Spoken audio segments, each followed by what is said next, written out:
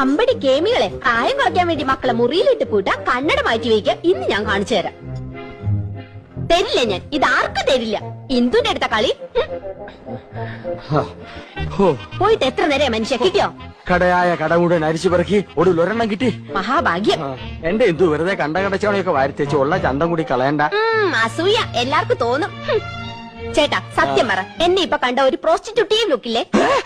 എന്റെ ദൈവമേ, അവിടെ ഒടുക്കത്തെ ഒരു ഇംഗ്ലീഷ്. എന്റെ തലവിധി.